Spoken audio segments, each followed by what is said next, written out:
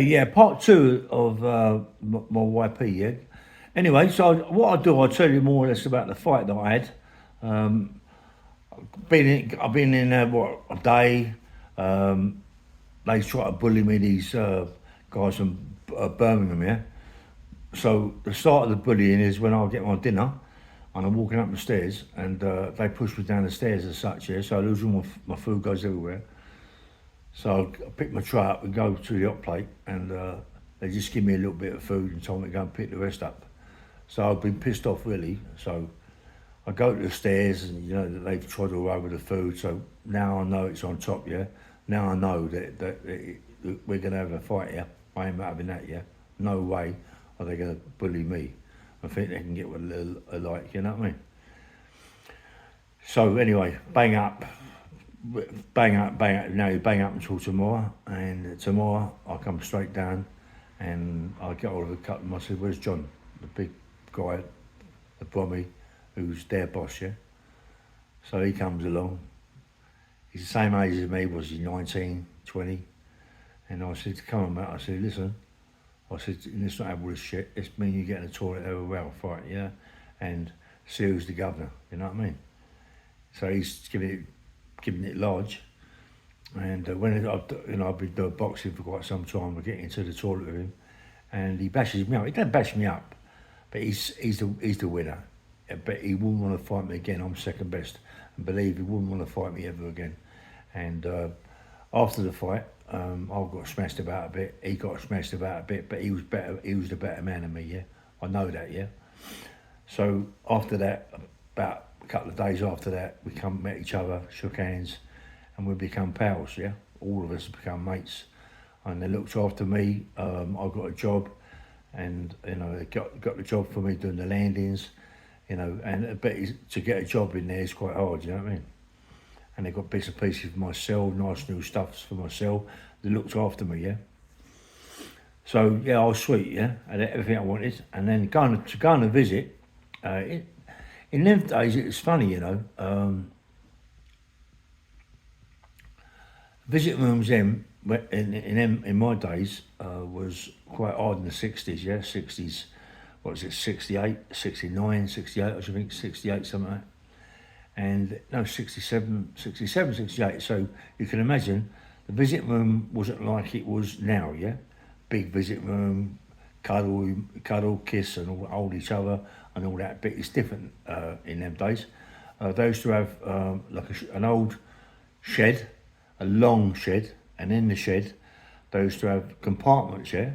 But the compartments were cut off in the middle with wire, with what's the name? What's it called? That wire. Anyway, with wire fencing, so you couldn't touch little wire fencing, little tiny ones. So you couldn't touch your visitor or do nothing like that. They sat one side on a hard bit of wood. You sat the other side on a hard bit of wood, yeah. And that's it. That was your visit, yeah. And I mean, come on, mate, it's a joke, And yeah, you couldn't touch your visit or nothing. You couldn't even poke and hold your finger. It's terrible, mate. And that's what it was like. And there was half an hour, 20 minutes, half an hour, and you get one a month. And if you was lucky, you might get two a month. You might get your privilege VO. But as a YP or a Bolster boy, it's very easy to lose that privilege. Yeah.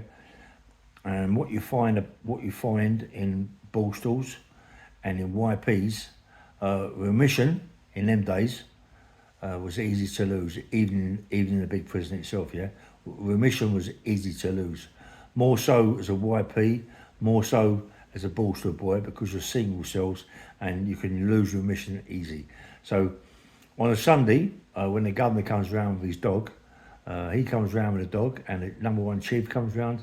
He puts on a white glove.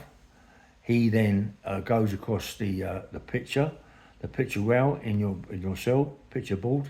Over that, he goes over to the window. He touches all the windows and everything. He goes on top of the door, around the side of the door, and everything. Any dust on his hand, on his finger. Being I just got there, he got a warning. Yeah. Right. Next time we come, everything in your cell has got to be spotless. No dust. any dust, and you can lose it as much as 7 days remission. But you maximum, really, what we give you is a 3-day, maximum of 7 days, yeah? So remember that, and you think, fucking hell, what's going on here? And you, all the time, all you're doing, making sure that everything, your window is done, all your window, that bit coming down from the window is all cleaned, picture board's all done, your bedding, around your bed's all done, everything's all spotless, your pot, everything, no dust or anything anywhere. But they always find something. You always take, when they come out your cell, and you've been here for a bit of time, they always like to take remission off you 1 day, 2 days for something, yeah? Something stupid. Maybe your laces ain't done up the right way. I'm telling you straight, this is how pathetic it is in them days, 66, 67, in my times. It was absolutely crazy. But ball stools, 10 times worse. But YP, it's worse, but not as worse as ball stool. So anyway, we're all being chucked out of there now. We're all going to go to wherever. I've been allocated Aylesbury YP. My mates, all them Borstal boys, all them guys from Bromley, they've been allocated same Aylesbury, yeah. We all get there, there's about 30 of us, becoming 2 busloads, yeah. The ones that go to the main prison are to the left, and the ones that go to the F&G wing are to the right. So you're thinking, oh, wow, what's going on here, you know what I mean? You want to be in the main prison, really. You don't, this F&G sounds a bit dodgy, yeah?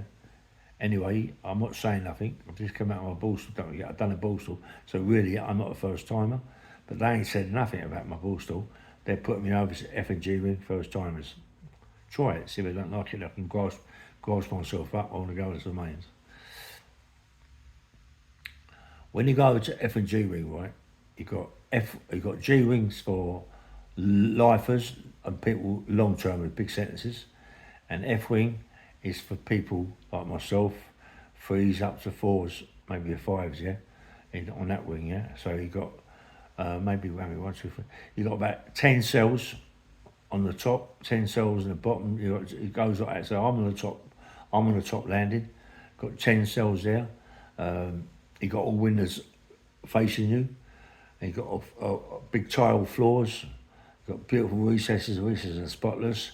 And your cells are not so big as what they would be in the scrubs, because F&G wing used to be a woman's prison.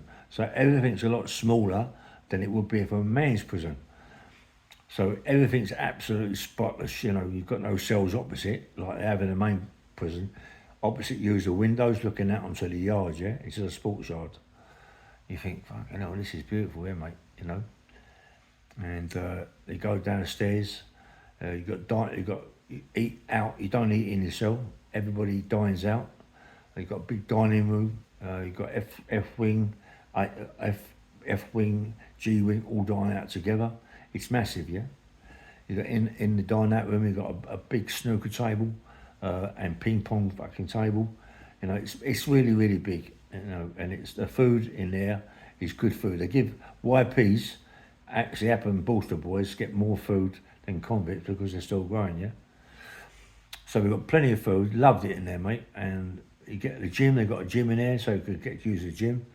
There was a guy in there, one of the Birmingham Boys, a right good-looking geezer, man. He was really good-looking geezer, and he has, like, I think he's half gay, this guy, you know what I mean? He had long blonde hair, but all he used to do all day, not all day, but when he used to get into the gym, all he used to do was triceps and biceps. He had massive biceps, mate, really massive triceps, biceps, massive. You know, all he used to do, boom, boom, anyway. And I used to go in there and do the bench, the squats, the deadlifts, as much as I could possibly do. And because I'm a cleaner, I'm out most of the time, but you can only use the gym at night time 3 times a week. You can't use it any other time. And the gym is not that sort of gym where it's packed in there, you know what I mean? So you're not really enjoying it. So anyway, you got old Jack Dyer. Jack Dyer was the PO, the chief, the number 1 chief. He was the chief of all gymnasiums in England. He's the number 1 chief. There's only 1 chief there. It was him, Dyer. He was an old boy, an old matlow, so he's a raving puff, you know what I mean? and he loved to play football. Football was his game, yeah. And he'd go, skins that way, vest this way. So skins means you take your vest, your top off, and you just run him around with your shorts on, yeah? Freezing cold, he didn't give a monkeys, you know what I mean? So anyway, we'd play football, get kicked, or anyway. And that's where I met Mickey Peace, Michael Peace, yeah? Michael Peace, I met him in Aylesbury, my Aylesbury YP, Michael. Very, very hard man, mate. Michael could have a fight, he could fight. I've seen him fight a few times. He could knock a few people out, mate. He didn't muck about Michael Peace. He could have a fight. And he was on my wing, he was on F&G wing. And he was always, I always used to see Michael, used to always put his shirt collar inside his shirt. And they'd go mad at him, get your shirt out, get your collar outside and all this game. But he didn't want to be chucked to the main wing. No one wanted to go over there, mate. But when we used to play football, he used to go in really hard, yeah? And a couple of times, me and him had a fight together, mate. We used to go in quite hard as fuck to each other, you know? But, you know, it never even comes to that blow, to that sort of thing. Then I got a job, a better job, in the laundry. I met a guy, I might have said this a long time ago, about a guy called Alan Pountney. But I was in there, and there was a guy in the laundry. He was a screw. No, he was a civvy. He was a civvy, and I believe, I believe that he was half gay, because Alan Pountney was number one in the kitchen, in the laundry, and them two was always together. You know, when everybody slipped off back to the wings, them two stayed together. Look, with Alan Pountney. Alan Pountney is the one that the Crays abused him, mate. I know for a fact that Crays abused him. Alan Pountney, yeah. And anyway, when I went in there, met Alan, there was a load of Indians in there, load of Sikhs that done all the pressing the shirts and all that. They was good at it, yeah. And there was one there, I forget his name now, a Sikh guy. He was a bit of an handful, mate. His body was full of scars, yeah. His bellies and his back, he was ripped to pieces. But he was one of the governors. He was in for malicious wounding, always fighting other Indians. You know, he took over that. The geezer he could march on a bit as well. You know what I mean? But I liked him, got in well with him. Alan Pountney got on well with Alan Pountney. Anyway, the funniest thing that happened was Alan don't like Indians, hates Indians, and you know he used to stab them with his needles, yeah, like needles like you put like your nappies in for kids, little babies' nappies. Them needles, but 8 times bigger than that, brass ones, yeah.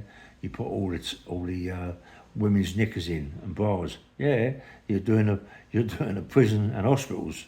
So you can imagine when all that lot comes in, it's all dirty. You got geezers all sniffing, and anyway, it's a funny old thing, yeah. So when that comes in, Alan Pountney, he's in charge of the washing. He washes all the stuff. He's in charge. I had the job on the washing machines, massive. These washing machines were massive.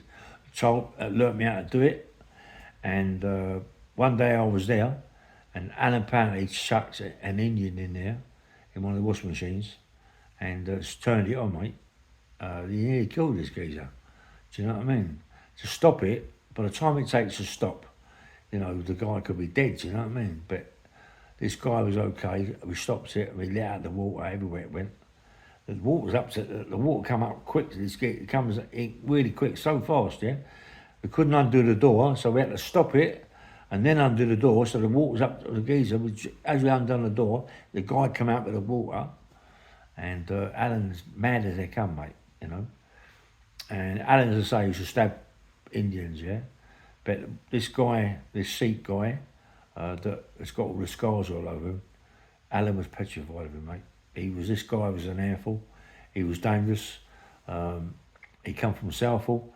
I think he had a little clique out there. I forget the names of them, but he was dangerous, yeah? He was doing about a 13, 14-year sentence for stabbings, and, you know, like, it was a bad charge what he got done for. Malicious wounding and all that. So I was in the laundry, liked the laundry job, mate, loved it, you know. And I was in there with a couple of black guys, and a couple of these black guys were quite big, yeah? So we used to go in the toilet, and there was all bars across the toilet. So we used to go to the bars and do pull-ups, yeah? Like biceps, pull-ups and all that sort of thing. And we used to pick up barras, curl barras and all that, you know, loved it, mate. It's been back to the market days. Anyway, after that, I got, well, not straight away, I was looking out the window one day, and quite some times I've seen this guy, Mr. Smith, yeah? He was the guy who won the powerlifting team, Mr. Smith, and he had a guy called Ted Wayne. I always never forget this guy, Ted Wayne, yeah? He was a light-skinned fella. He had massive, massive legs, and his physique was the business, yeah? And he walked slow, really slow, and you could see. And Smithy, the Olympic lifter, he was the one in charge of the powerlifting team. He had a fantastic body too, yeah? So them two together look well, yeah?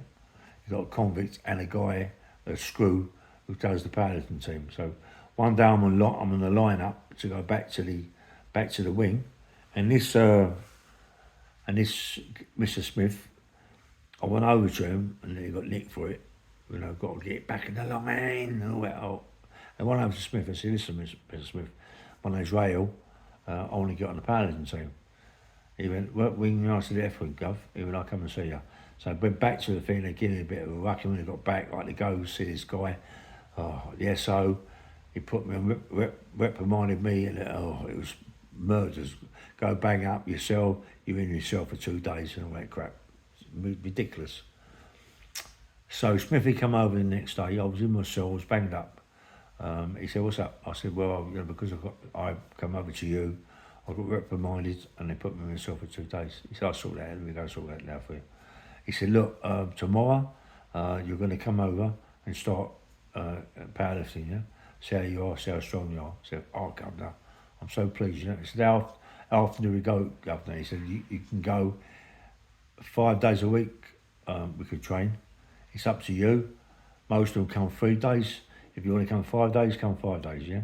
As long as you put your little form in, an app form in to say you're going to use the gym, powerlifting gym. You can come over when you want to come over. So I loved it. I thought, yes, I can get out of here every day. I can get in the gym and train for a couple of hours, yeah? And that's what I done. And I lost the job in the laundry. I didn't care. I was in the powerlifting team.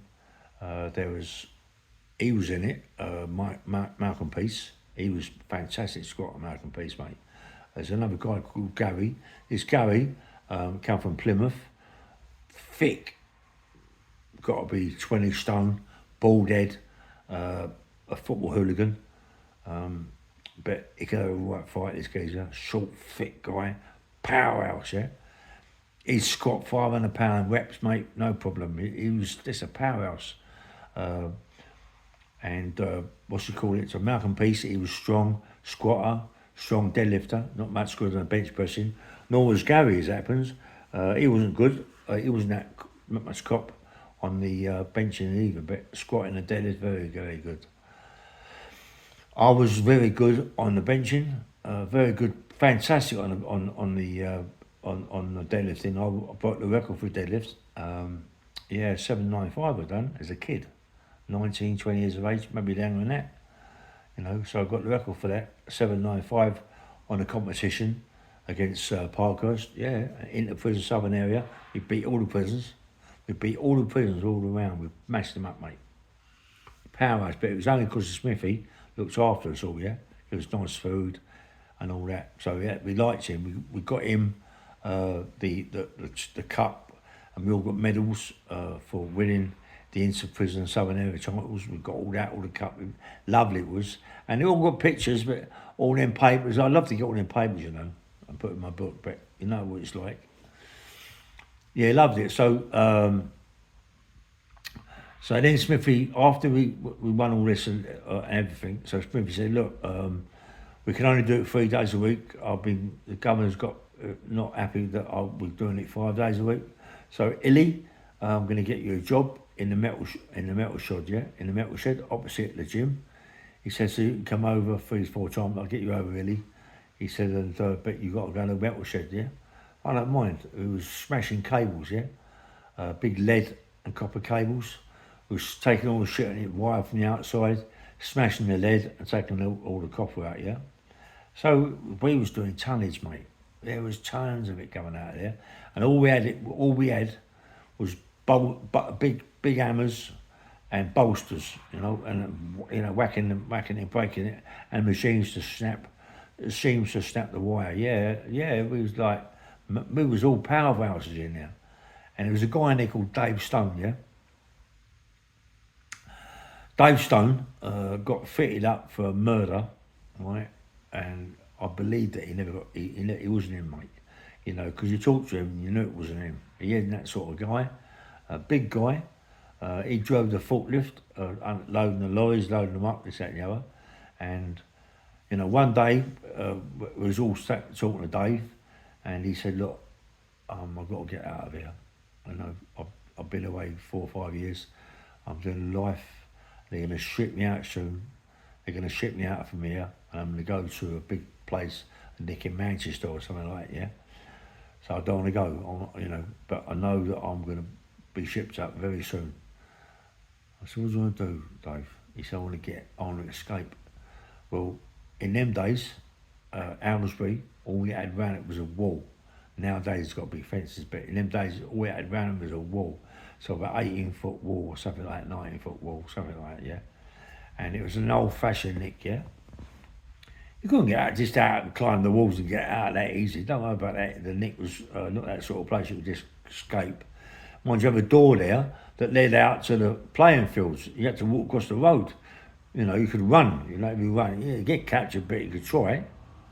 Anyway, we all wanted to get Dave out, yeah. So what we decided to do, we knew what day this lorry come in, and we put the lorry in such a way that nobody could see Dave escaping over the wall, yeah. So we started off a big fight in the metal shop, hammers, bolsters, everything flying around, murders. No one getting hurt, but we made it look like it was like a fight, throwing things around. More of a laugh on the fight, but we made it look like a fight. And all the screws come rushing in, and Dave was on the forklift, and he just went straight over the grass, not grass, the red grass, to the wall. Bzzz, forklift up, mate, on the wall, down the other side, gone. And by the time everybody was counted, this, that, and the other, and there was all the trouble in there. Say, give it an hour, and Dave was gone. He'd gone a long way. They'd lost Dave. They couldn't find him. Looked everywhere in the prison. So Dave had been gone for about a couple of hours before he even knew, yeah. So he'd gone, Dave. But since Dave went, he was out about 10, 20 years. No problems. He got a job in a club as a bouncer. Hurt someone in the club. Really hurt someone in the club. And the guys got to the police. The police come back to the club to interview the bouncers, and Dave's one of the bouncers. They want to speak to Dave. He's the one that's caused the problem, so they want to take him to the police station and question him. So they take him to the police station, but whilst he's in the police station, he's telling me his name, but it ain't Dave Strong, it ain't Dave, whatever his name is here, right? Dave, I think it's Dave Strong, I'm not quite sure. Anyway, something gets done now. Something happens, they want to take his fingerprints, and they take his fingerprints, mate, and they realise it's Dave Strong, whatever his name, I forget his name, bro, and take him away, and he goes back to Manchester, and he has to start a life sentence. Again, when he absconded. How about that, mate? What a shame.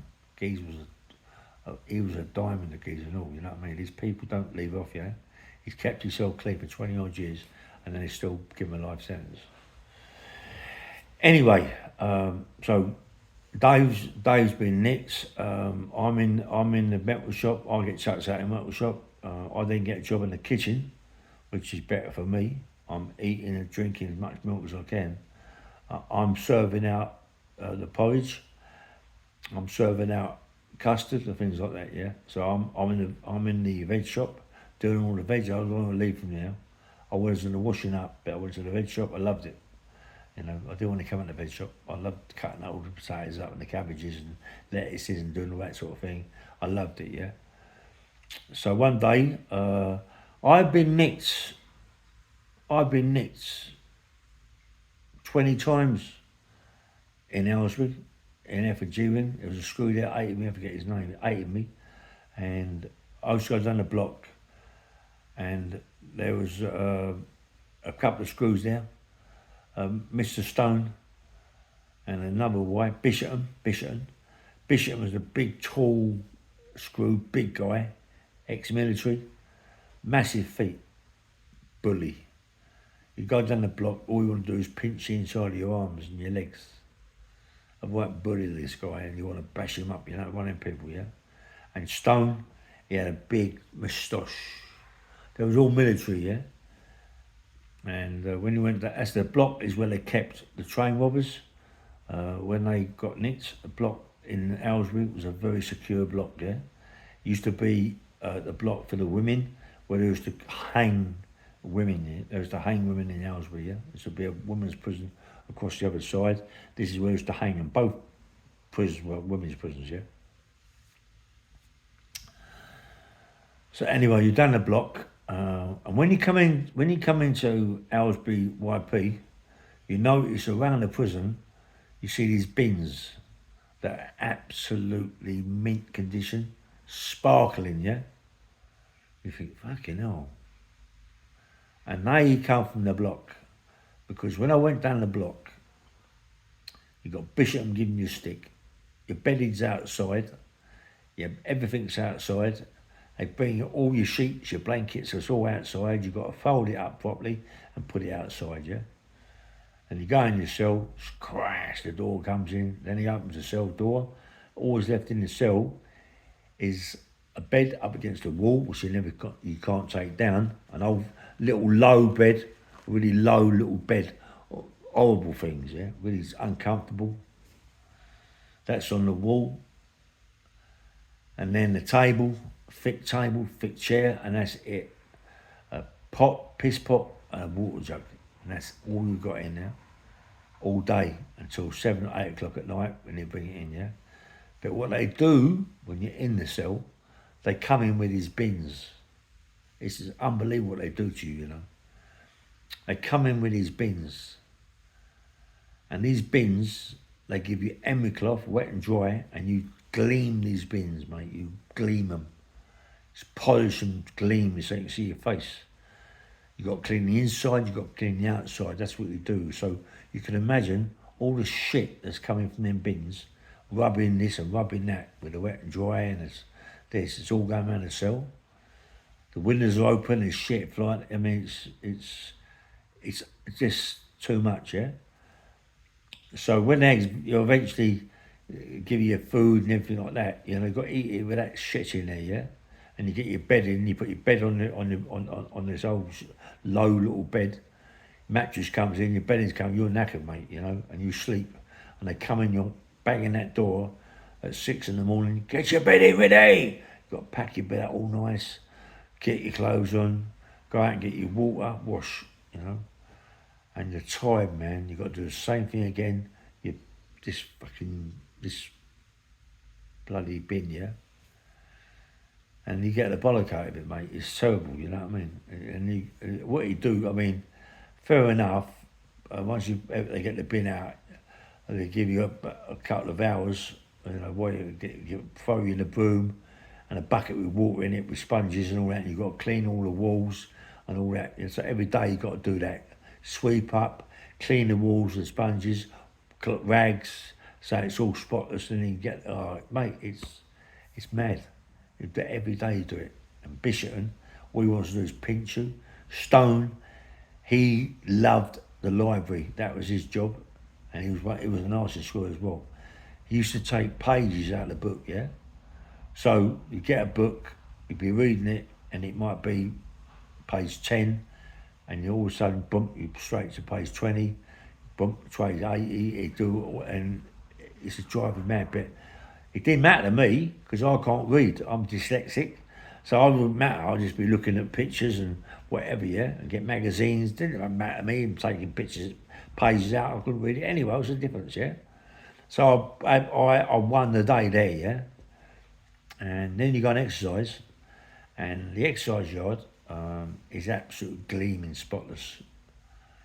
Short grass, pavements, you walk around, and when you walk around the pavements and you walk by the wall, you notice the walls have all got names like Doris, Gladys, and all that, you know, into the wall, scraped into the wall. And you look down on the grass, and there's these plaques, like marble plaques, or just maybe, you know, stone plaques with people's names on. And you think, and I said to Scott, what's all these names coming up? He said the women that are being hung in his prison, and they're the women that are around his prison that have been buried. We like to keep their plaques. There was about, oh mate, there was so many plaques. And some of these women's names scratched into the stone, into the bricks around the block, yeah. And you think, so how many women around this block are being buried here, yeah?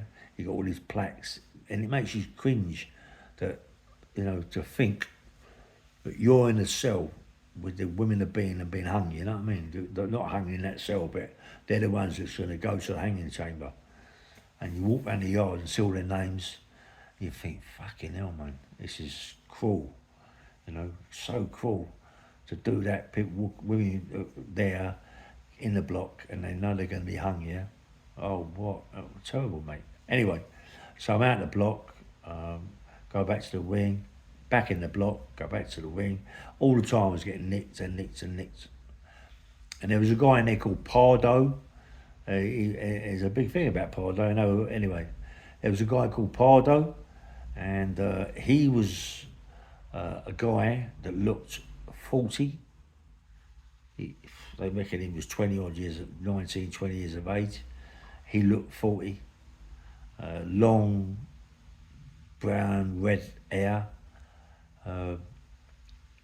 Looked unbelievable, mate. This guy, he's fighting the life out of you. And what he used to do is to cut women's breasts off and use them as tobacco pouches. He was a wicked, evil man. And everybody knew in the prison what he was in there for. F and G wing he was on G wings doing a life sentence, a big life, yeah.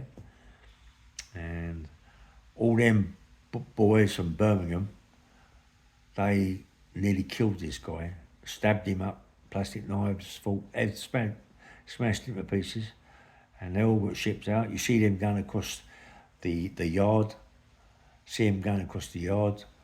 and you're looking at them, and they're all police and everything with them. They're going to be well nicked. They got maybe another 10, 5 on top of him, because that Pardo, they tried to kill him, you know, and they will see him walking down the yard. I don't know what happened to them. But Pardo, mate, this geezer was just, you know, he was up the screws' arses. You can bet your bollocks he was doing things with the screws. And there was another young kid in there that they locked in this room with this SO, I forget the SO's name now. And Barracliff, that's his name, Barracliff. And he went into this cell, into this room with his fucking SO Barracliff. And the Barracliff's got him doing things to him. You knew the kid had come out in a bad way, yeah. And so we all smashed Barracliff up, yeah. We done Barracliff, mate. Sorted him right out of that arsehole, you know. And yeah, so and once Barracliff was done, we all got fucked up. We all got moved about, this, that, and the other. And anyway, I'm in the kitchen, and one day, the deputy governor, big guy, tall guy, wore these silly turn-up trousers, ex-army, military, comes in. Ray Hill, I'm transferring you to Wormwood Scrubs. We're going to make you up to a star, and you'll be going very soon. Okay? I went, no, what's that, Governor? I don't want to go. He said, you'll be made up and you'll go into the Scrubs. That's all I've got to say to you. Bye. And I thought, fucking hell, man. I would love to have stayed there, finish my bird off, you know what I mean? But I didn't. But before I went, Colin Crantle, Mickey Knoll come and see me, Terry Woods come and see me, and said, you know, when you get out, mate, your job's there. And I loved it, man. I went, yeah, you're okay. I loved it. I loved Owlsbury. We had swimming pool there, and you dive in the swimming pool, and you know, old Jack said, yeah, he's a raving puff. Everybody had to take their shorts off and dive in the pool, freezing cold water, ice on the water, you got to break it off. And you had a guy in there black guy called Nugent. He had the biggest manhood piece I've ever seen in my life, and down past his knees. And Jack said, loved it. We'd dive in the pool, freezing cold, get out the other end, your little willy piece would be about like a tortoise's head, yeah? You know what I mean? Everybody's the same. It's freezing cold. You get like, set Nugent and jump out the other end. He still had about 12 inches left. It was a joke. And I remember going on a visit once, and on the visit you could eat apples and things like that, oranges. And these guys come in to see Nugent. I was there seeing Cracknell, Mickey Knoll, Terry Woods. And Terry Woods had got out, he's my co-defendant, but he'd been let out, he'd done his bird. I'm nearly finished mine. They shipped me out. But I was there, Nugent had these two guys gonna come and see him. They had little plastic bags, apples in, oranges in, and all that thing. And raving pups, mate.